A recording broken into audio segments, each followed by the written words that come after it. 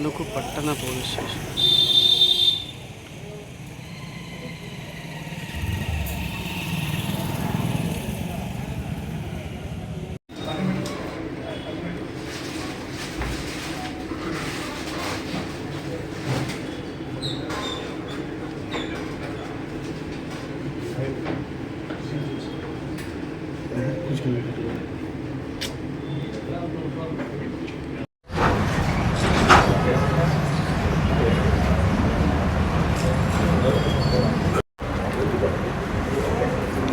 తణుకు పట్టణంలో రావిపాటి నాగదేవ్ అని ఓ ఫిర్యాదురాలు ఓ పిటిషన్ ఇచ్చారు.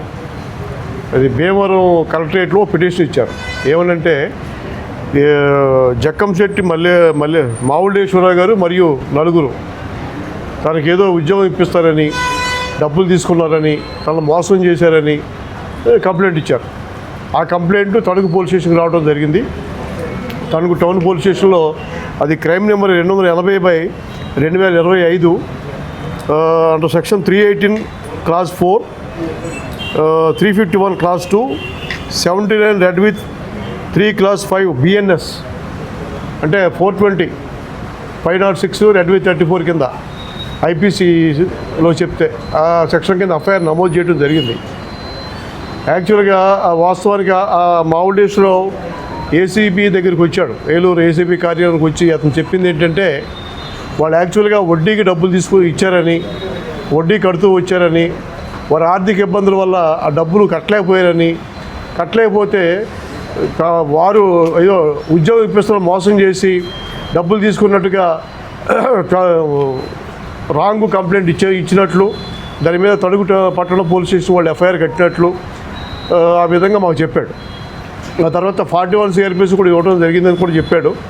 అయితే ఇక్కడ రైటర్ సుబ్బారావు గారు సిఏ గారు చెప్తున్నారని చెప్పేసి నాన్ అవైలబుల్ సెక్షన్ల కింద ఆర్డర్ చేసి మళ్ళీ అరెస్ట్ చేస్తాను అని సిఏ గారు చెప్పినట్లు సుబ్బారావు గారు ఈ మావుల్డేశ్వర గారికి ఈ నలుగురికి చెప్పినట్లు.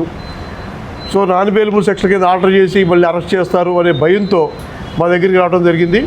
సో ఆ విధంగా చేయకుండా ఉండాలంటే డబ్బులు కావాలని చెప్పి డిమాండ్ చేసినట్టు తెలిసింది. 30,000 డిమాండ్ చేసినట్టు ఇనిషియల్గా.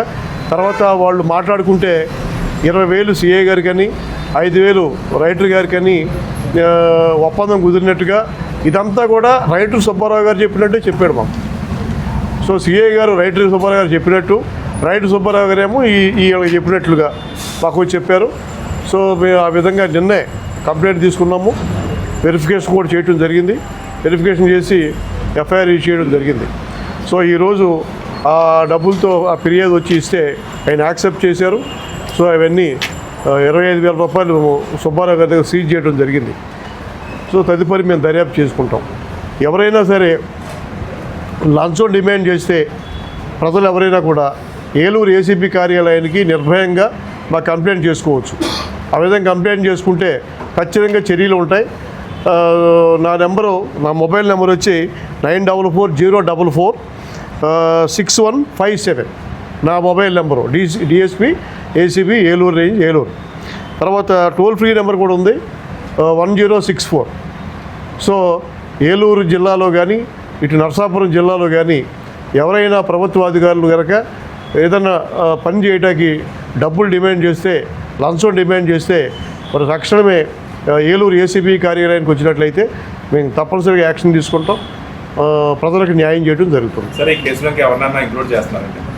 అది దర్యాప్తు అంటే సీఏ గారు కూడా అది దర్యాప్తు జరుగుతుందండి. అవి చెప్పకూడదు. ప్రజెంట్ అయితే అవునండి.